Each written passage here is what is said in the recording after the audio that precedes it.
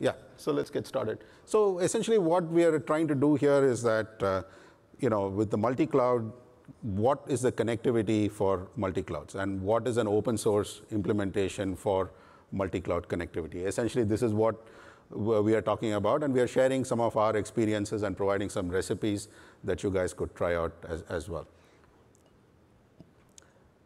So things as it started, hybrid clouds is where we were, and the connectivity with hybrid clouds is usually a site-to-site VPN, and that worked quite well. But now, as we evolve to multiple clouds and where you have deployments, with multiple different types of clouds, and also things being fairly dynamic in terms of who your peers are, things keep changing quite, often. Now, the multi-site, having multiple multi-site VPNs for your connectivity kind of runs into a little bit of trouble over here, because what is the complexity in managing these things? If you use the traditional, point-to-point, tunnels, so essentially anytime a spoke comes up, which is your peer, now you've got to come in and make some changes with configuration on your hub side of, which is a private cloud in our example. You would have to manage that, and then your tunnel interfaces are of the order of the peers that you're going to be having. And this is dynamic. And with respect to traffic, your traffic always transits through the hub.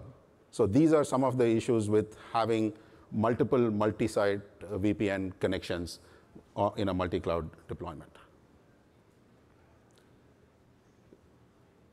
Now, looking at a Cisco solution for this, which is DMVPN, and hinging on two key things. One is having a multi-point GRE interface or tunnels, and then using NHRP for kind of managing your mapping of your tunnel IPs and their corresponding public IPs. And then another key aspect is to get spoke-to-spoke connectivity in this hub and spoke kind of deployment topology. Now, DMVPN essentially is a Cisco solution, and Shannon gave a presentation on this on Tuesday. And what we are really flipping that a little bit is to say, hey, what is an open source option for a Cisco solution out here? And a few things that we looked at, one is openNHRP, which we actually picked for our experimentation.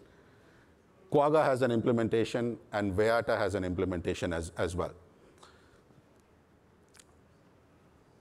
And we picked openNHRP mainly because that seemed to be the easiest option to deploy, but these are some of the packages that we have to deal with. One is for the IKE and IPsec. We use Raccoon IPsec tools, and openNHRP is not available as a package form. And essentially, you have to download and build that, as a, into your image, wherein we are doing, and we are using Ubuntu for that. So let me now switch over so Shweta can walk through some of the next steps. So we basically had a simple topology. So we have like 3 VMs in 3 different clouds.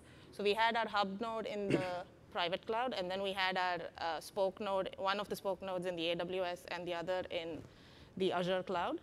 And so one of the first steps of configuration is to create a GRE multi-point interface on each of the VMs. So this is where you're going to have your DMVPN connection established. You can see it as the dotted line on it.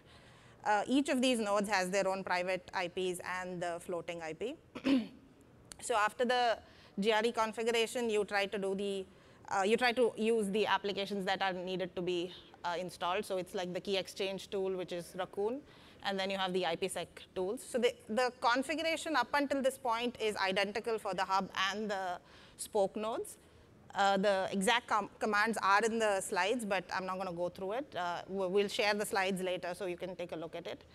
The only change between the spoke and the hub nodes will be in the configuration of openNHRP. I'll just talk about it later.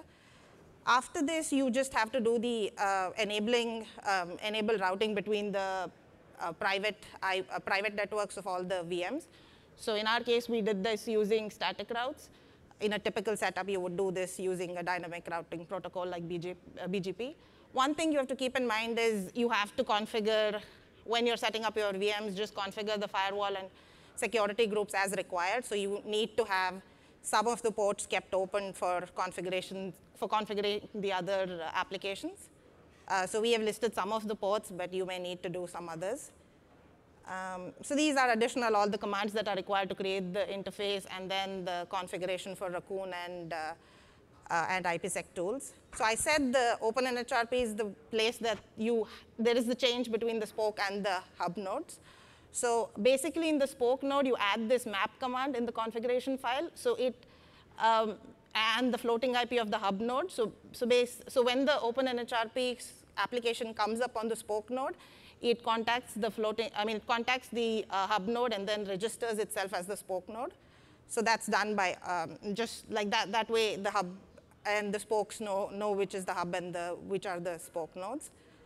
Then basically, this is in our case, like I said, we just added static routes for each of the networking between the VMs. And then we just start all the services. Then Bob's going to talk about it. Yeah, so after an initial phase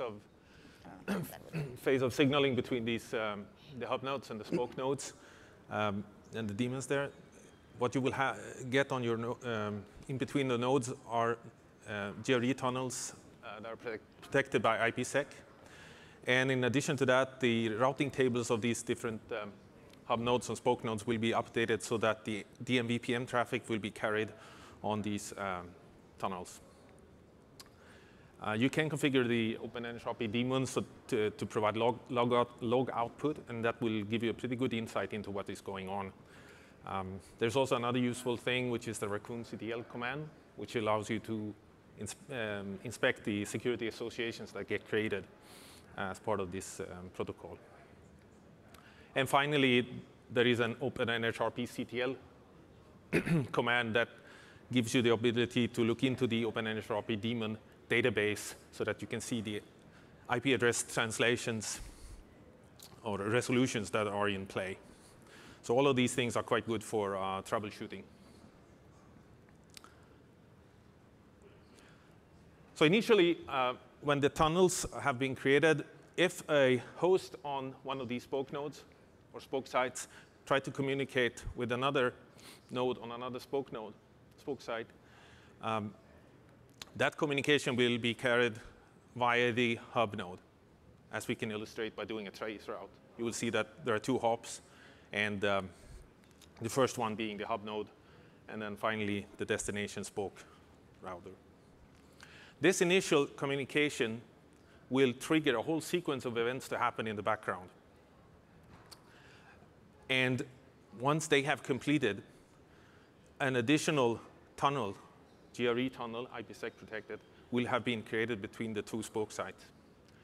And additionally, the routing tables will also have automatically been updated so that any subsequent communication between the spokes nodes across this DMVPN will be carried in this new tunnel. So from this point onwards, the hub node is no longer part of the path from one spoke to the other. So we can illustrate this by running a second trace route. And in this case, you will see that there is only one hop, the final destination spoke router. So to conclude and summarize, there are a few open source implementations that are available, should you want to use them.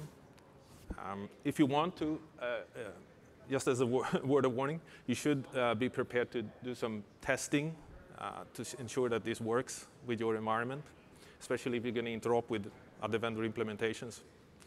As Sridhar mentioned, you may not find ready-made packages for your the kind of Linux distros you are used to having, but compiling this is very easy, actually. And the documentation is also a bit sketchy. But hopefully, this kind of presentation will help you get started. So we have some links here to these implementations that we mentioned. There is also the presentation on Tuesday, which is an excellent deep dive into DMVPN and in the cloud scenarios. And what we have also, as far as future work goes, we have had some initial discussions with the Neutron leadership about the possibility of introducing DMVPN into Neutron, possibly as an extension to the VPN as a service API. So with that, we're at the end of this lightning talk. Thank you very much.